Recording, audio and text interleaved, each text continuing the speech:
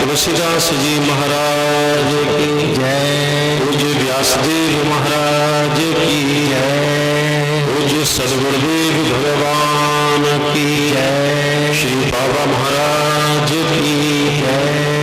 जय जय श्री राम, जय जय श्री राम, जय। व्यासपीठ पर बैठकर यदि कथा सुना रहे हैं तो उन्हीं के लाडले प्रकर में हमारे श्री लाइटरियम जी गुप्ता जी का परिवार मेरे बांके बिहारी में प्रभु श्री हनुमान जी ने निमित्त बनाया है। देखो वैसे भगवान श्री राम में और श्री कृष्ण में कोई अंतर नहीं है। राक्षर राधा बसे मावे माधव नाम, राम नाम में बसा कृष्णस्तु भगवान स्वयं। भगवान श्री कृष्ण परिपूर्णतम अवतार है। लेकिन अब ये बात अगर कोई राम प्रभु श्री रघुनाथ जी के सेवक हो तो उनको तो बड़ा कष्ट देगा।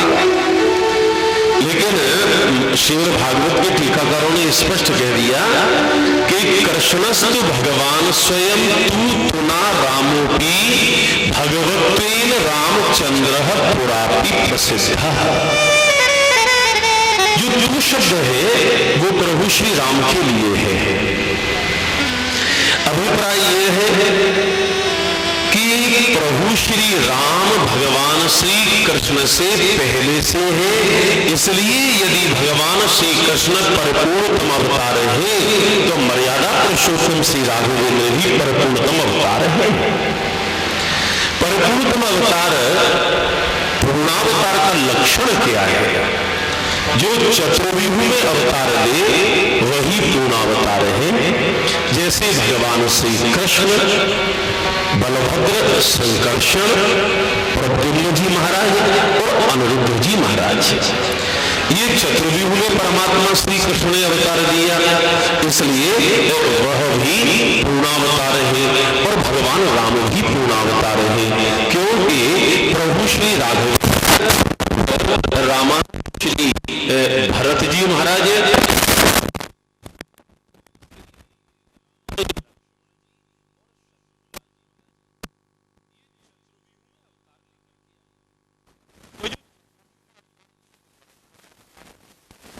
और देखो अध्यात्म रामायण में स्पष्ट वर्णन है। भगवान श्री राम जिस वंश में अवतार लेकर के आ रही है वह भी वंश साधारण नहीं है। वेद की 3 धाराएं, 3 शाखाएं हैं। एक तो है ज्ञान कांड, एक उपासना कांड और एक है कर्म कांड। दशरथ जी की 3 रानियां कौन है? बोले वेद की 3 शाखाएं हैं। बोले ज्ञान शक्ति कौशल्या सुमित्रोपासनात्मिका और क्रिया शक्ति कैकेयी वेदो दशरथो नृपः। तो वेद कौन है? बोले साक्षात श्री दशरथ जी महाराज है और उनकी जो 3 शाखाएं हैं वो कौशल्या, सुमित्रा और कैकेयी महारानी है। तो वैसे तो कोई अंतर है ही नहीं। अभी व्यासपीठ से जो कहा जा रहा था उसमें हमें पूज्य बाबा की झलक आ रही थी बीच बीच में। एक बात आपको निवेदन कर दूं, हमारे इधर के इलाके के जो ब्रजवासी हैं उनका तो क्या कहना, पूज्य बाबा से जो जुड़े हुए और जिन्होंने बाबा को सुना, आज ये सौभाग्य है कि आज हम उसी वंश परंपरा से कथा सुन रहे हैं। और आज जो कथा प्रारंभ हुई है, आज बाबा की पुण्यतिथि भी है तिथि के अनुसार।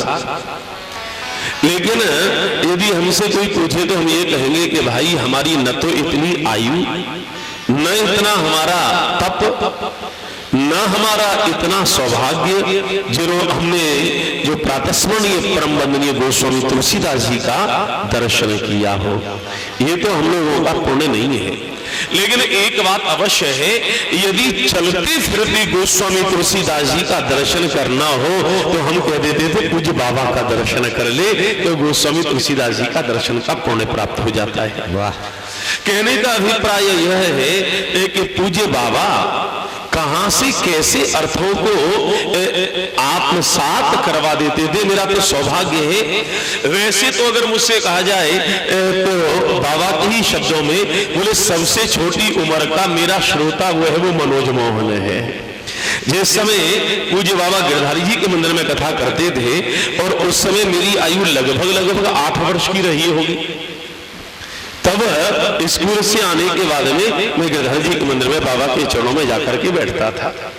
लेकिन उसके बाद में अब लगभग 3-3.5 वर्ष के बीच में बाबा के अति निकट, अति सामीप्य और परम पावन सानिध्य का मुझे सौभाग्य प्राप्त हुआ। लेकिन कमाल की बात है, जैसे भी व्यासपीठ से सुना कि हम तो कुछ जानते नहीं हैं, ये बाबा का ही वाक्य है भाई। ये 92 साल का जरठ शरीर, ये तो क्या जानता है। लेकिन बाबा ऐसे ऐसे अर्थों को देते थे।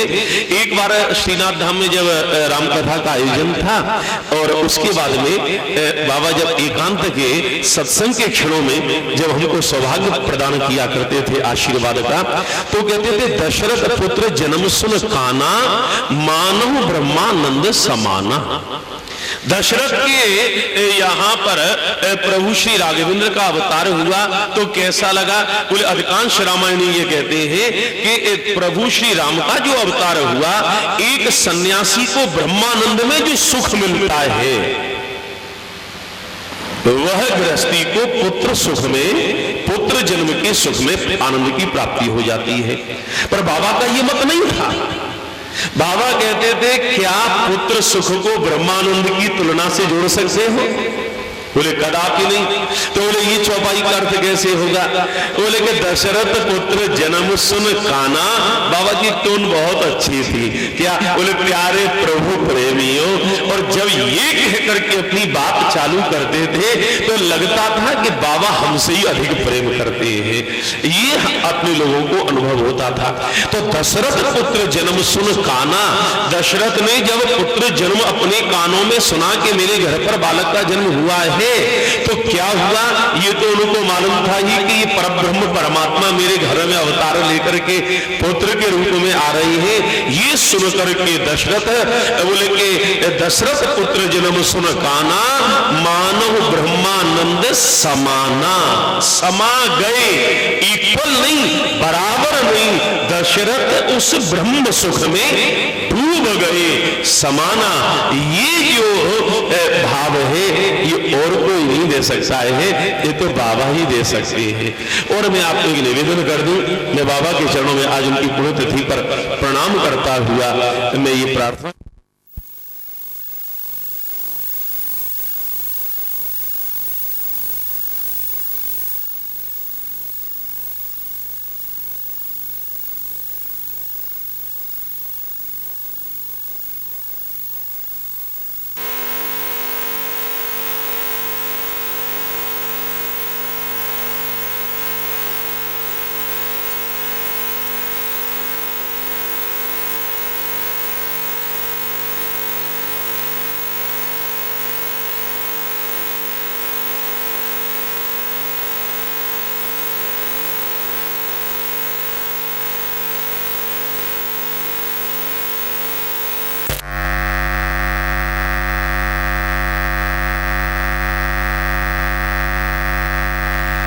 ऐसे ही प्रभु श्री ये रामचरितमानस भगवान श्री राम का श्री विग्रह है, इसमें कोई अंतर नहीं है।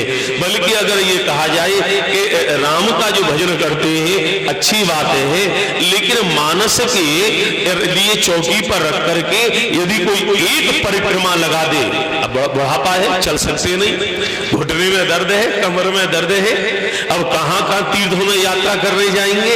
तो बाबा का एक सिद्धांत, अगर चौकी पर रामचरितमानस का ग्रंथ रख करके एक परिक्रमा कोई लगा देता है तो उसे 7 पुरियों की परिक्रमा लगाने का फल प्राप्त हो जाता है। अब बतलाइए इतना सस्ता माता जी सौदा कहां मिलेगा? एक रामायण की परिक्रमा लगाओ, न कहीं कोई टिकट बुक कराने की जरूरत, न धर्मशाला और गेस्ट हाउस बुक करवाने की जरूरत, कहां कैसे जाएंगे? मानस की परिक्रमा लगाकर और 7 पुरियों का परिक्रमा का और दर्शन का फल प्राप्त हो जाता है। ये वो रामचरितमानस है, कोई अंतर नहीं है। बाबा के चरणों में ये प्रार्थना करता हूं, क्योंकि एक बात ध्यान रख लेना, बाबा का जो पांच भौतिक शरीर है वह अदृश्य हुआ है।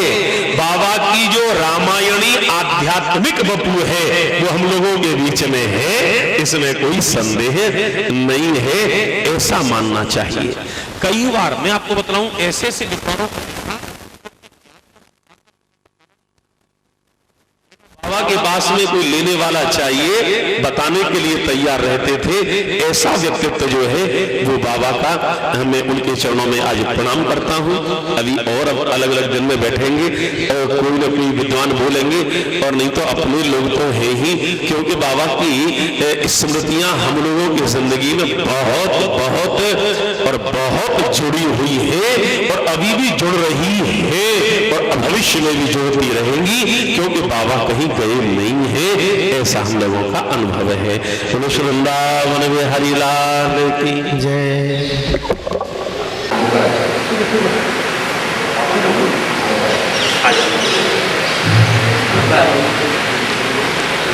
जब बाबा जो है 94 साल की उम्र कथा कर सके तो उनके जो भगत है वो ना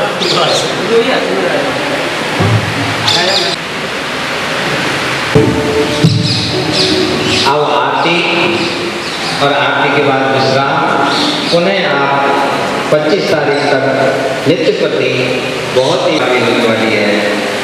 और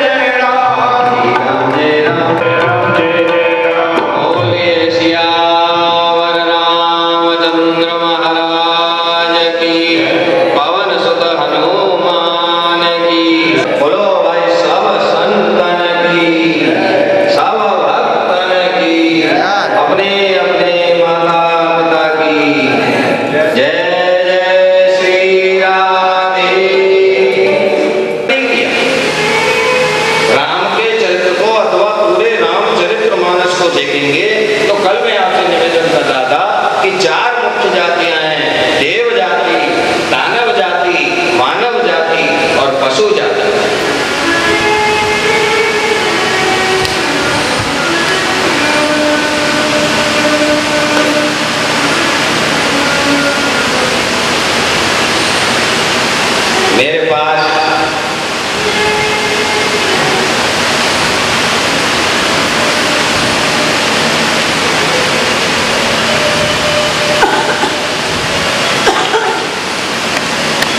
तो चारों जातियों में गोस्वामी तुलसीदास जी महाराज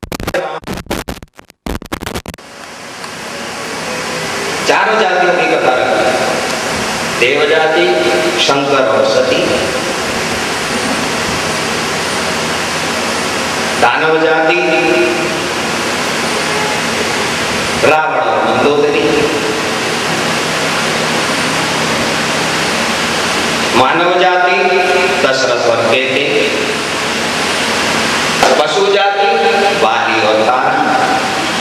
यानी राम के मानव जीवन में गृहस्थ जीवन का पहले उन्होंने संपूर्ण रूप से वर्णन किया, फिर किस प्रकार से राम ने तप किया वो भी वर्णन किया, और उसके बाद तप के प्रभाव से किस प्रकार से राज्य प्राप्त किया वो भी वर्णन किया। राम कहाँ प्रकट हुए? हमारे घर में।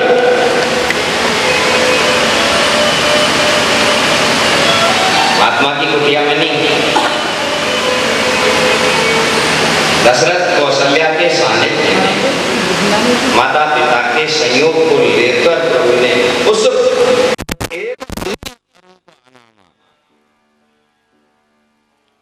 सच्चिदानंद में मनुष्य रूप धारण किया। उस कथा को कथा कहाँ प्रकट हुई, ये कल मैं आपकी सेवा में निवेदन किया कि ये शंकर के हृदय में प्रकट हुई, और भगवान शंकर ने पाई सुसुमे शिवासन भाषा, समय आने पर पार्वती को सुनाया। रामचरितमानस एक तालाब से उपमा देते हुए, सर से उपमा देते हुए गोस्वामी तुलसीदास जी महाराज कहते हैं कि शिव के हृदय में प्रकट हुई है गंगा। जैसे गंगा शिव की जटा से निकली, उसी प्रकार से राम कथा रूपी गंगा शिव के मुख से निकली।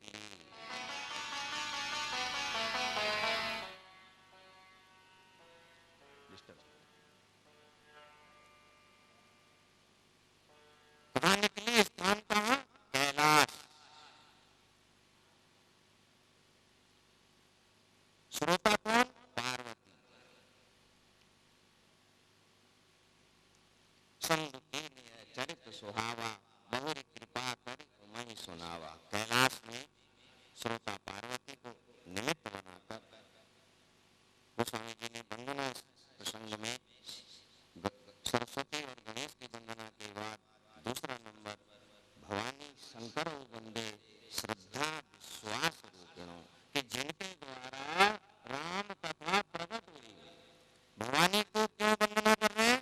कि ये श्रद्धा स्वरूपिणी है। यदि ये श्रद्धा सहित भगवान शंकर को नहीं मनाती तो राम कथा प्रकट नहीं होती। अभी आप कथा में श्रवण करेंगे। और शिव पहले वर्णन किया, वर्णानाम अर्थ संज्ञानाम रसानाम छंदसामपि मंगलानाम च कर्तारौ वंदे वाणी विनायकौ। शब्द और अर्थ, कथा कैसे प्रकट होगी? शब्द के द्वारा। शब्द और अर्थ, शब्द है अनंत, मेरा मुख है एक, बंदे से मेरे साथ। अरे जब सारद शेष महेश विधि आगम निगम पुराण, नेत नेत कही जास गुण करे निरंतर गान, शेष सहस्त्र मुख से बराबर वर्णन करते चले जा रहे हैं। तो कथा का माध्यम जिस प्रकार से गोस्वामी तुलसीदास जी महाराज ने जिस प्रकार से उन्होंने शैली में, जिस शैली में, जिस सरल भाषा में उन्होंने समाज के सामने रखा, दुरूह कथा। कल मैंने आपसे निवेदन किया था, ये कथा कौन सी है?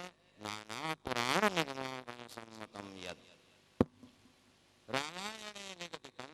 मुझसे पहले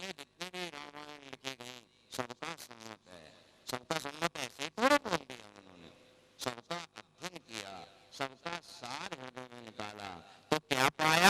एक कृष्ण पक्ष, एक शुक्ल पक्ष, एक दिन एक रात। ये भगवान कृष्ण अर्जुन से गीता में कहते हैं कि अर्जुन और कुछ नहीं है, मेरी दो ही संपदा है, एक दैवी संपदा, एक राक्षसी संपदा।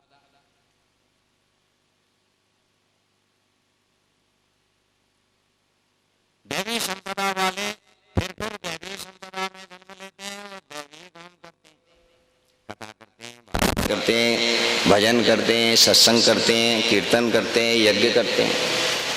और आसुरी संपदा वाले फिर आसुरी संपदा में फारसी में लगते हैं, छल करते हैं, कपट करते हैं, नाना प्रकार के तामसी भोजनों को कर आपस में झगड़ा करते हैं, मार काट करते हैं। तो उनको हरिचरित्र कभी सुनाई नहीं देगा। पशुओं के लिए और एक कम 84 लाख के लिए राम कथा नहीं है। राम कथा किसके लिए? मानव मात्र के लिए। जलचर थलचर वो उसके प्रभाव से उद्धार होते चले जाएंगे।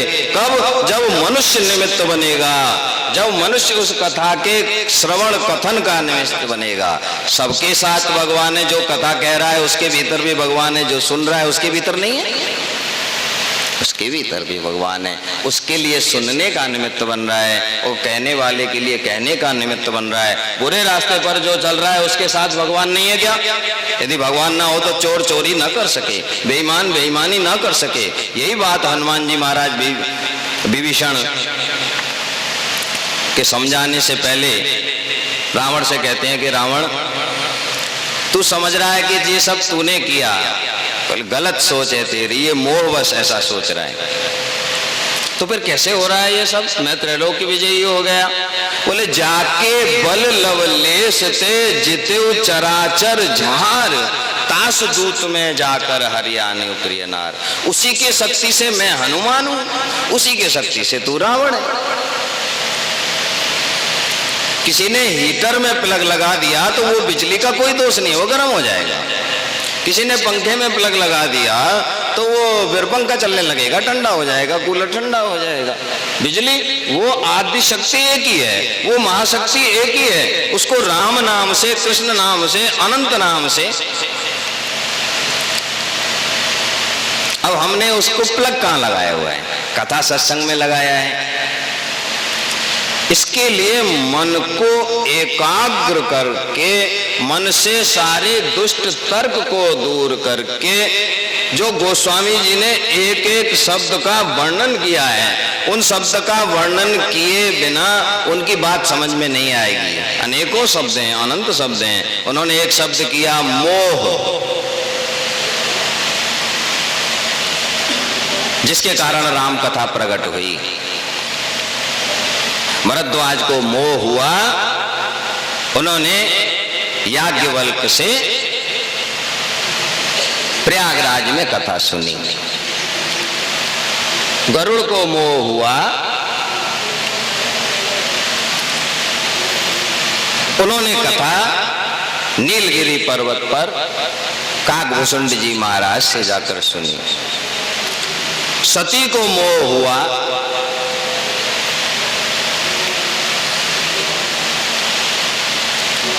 थोड़ा भैया बातचीत ना करें, कथा में बहुत एकाग्र मन को रखना पड़ता है, और थोड़ा सा शब्द और बोले भी तो आपस में थोड़ा कम आवाज में, बहुत ध्यान से सुनेंगे। मेरे पास कोई किताब नहीं है, ये संगति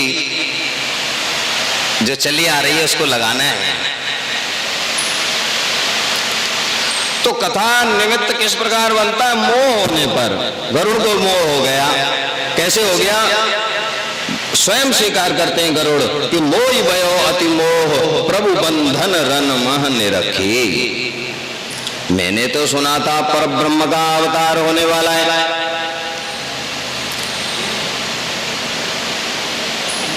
वो परब्रह्म कैसा है कि भव बंधन ते छूटई नर जपि जाकर नाम, जिसके नाम मात्र से जीव भव बंधन से मुक्त हो जाता है, वो अवतार हुआ। लेकिन मैंने तो यहाँ के उल्टा देखा, अधम निशाचर बांधे नागपाश सोई राम। उसी राम को वाल्मीकि रामायण में वर्णन है कि रावण ने नागपाश में बांध लिया, रामचरितमानस में वर्णन है कि मेघनाद ने नागपाश में बांध लिया। नागपाश में बांध लिया ये वर्णन दोनों जगह है। गरुड़ को मोह हो गया तो ये कैसे भगवान है? सर्व सामर्थ्यवान, सर्वशक्तिमान, सर्वव्यापक, ये अवतार मैंने 100 अवतार सुने हो जगमाई। तो मोह दूर कैसे हुआ? जब गरुड़ से ने काकभूषुंड से जाकर नीलगिरी पर राम कथा सुनी। तब क्या कहते हैं? गयो मोर संदेह सुने सकल रघुपति चरित। मैंने रामचरित्र सुना, मैं शुरू कर रहा हूं, ये प्रयागराज से ये कथा प्रयागराज से शुरू हुई। कैसे शुरू हुई? 2 बार प्रभु का नाम का परम पावन जो अंदर बाहर पवित्र करने वाला है, यश स्मरण मात्रेण, स्मरण मात्र से धन्य करने वाला है। 2 बार ध्वन लगाकर कथा प्रारंभ करते हैं। किस प्रकार गोस्वामी तुलसीदास जी महाराज कथा प्रारंभ कर रहे हैं रामचरितमानस की। बड़े ध्यान से सुनने की आवश्यकता है, मेरी बात मानने की आवश्यकता नहीं है। बात है उस बात को सुनकर आत्मचिंतन करने की। खुद आप अपने हृदय में यह अनुभव करें कि ये बात सही निकली अथवा गलत, और उसका निर्णय यदि सही निकले तो अवश्य मान लेंगे। तो 2 बार प्रभु नाम संकीर्तन करेंगे। बोलो श्री राम जय राम जय जय राम, श्री राम जय राम जय जय राम, श्री राम जय राम जय जय राम। बोलो श्री राम जय राम जय जय राम, श्री राम जय जय जय राम।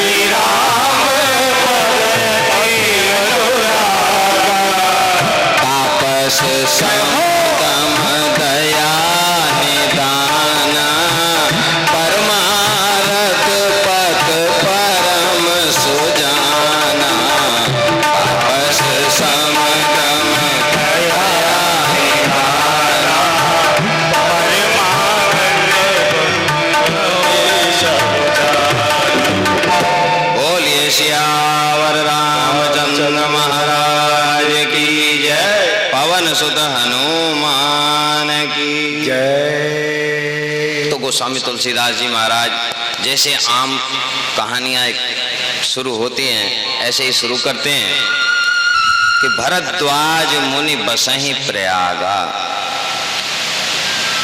एक ऋषि थे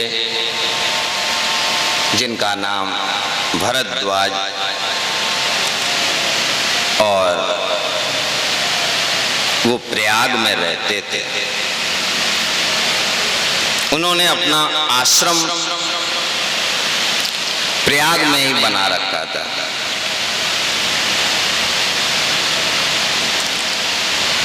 और कैसा आचरण था उनका? बोले तापस, तपस्वी रूप में रहते थे।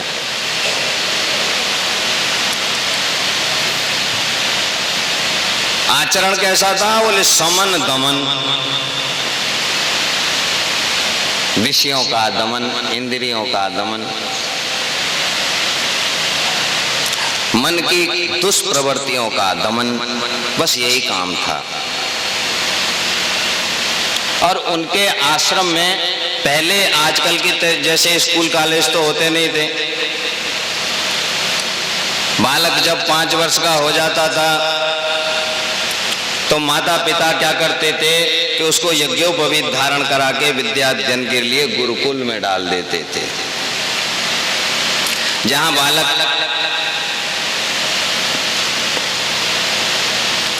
क्रम से विकास करता हुआ कुलपति के अधीन आगे बढ़ता था। अनेक अनेक विषय के रामायण काल में आचार्य हुए। शस्त्र विद्या के वशिष्ठ तो आचार्य थे ही, लेकिन विश्वामित्र भी आचार्य थे। उन्होंने अलग अपनी कुटिया बना रखी थी, अलग अपने शिष्यों को साधन कराते थे। गौतम ने दर्शन शास्त्र के आचार्य गौतम थे। वो अपने आश्रम में सभी आए हुए बालकों को दर्शन शास्त्र पढ़ाया करते थे। दर्शन शास्त्र कहते हैं जन्म से पहले और मृत्यु से बाद में क्या, इसकी खोज करना। जहां पर भी खोज करके कुछ लिखा हुआ है इसको दर्शन कहते हैं। भारतीय दर्शन, विश्व दर्शन, ईशा दर्शन, उसके गौतम आचार्य थे। लोगों के सिर में आंख होती थी, सबके कहाँ आंख है? सिर में। चलते समय पैर की तरफ से दृष्टि हट जाए तो पैर लड़खड़ा के गड्ढे में भी जा सकता है, कीड़े कांटे पर भी पड़ सकता है। लेकिन गौतम के पैर में आंख थी, कहां से गलती हो जाएगी? पैर में आंख का मतलब एक एक कदम संसार में वो देख देख के रखते थे। और उनके आश्रम पर सब बालक दर्शन शास्त्र की शिक्षा पाते थे। लेकिन भरद्वाज तापस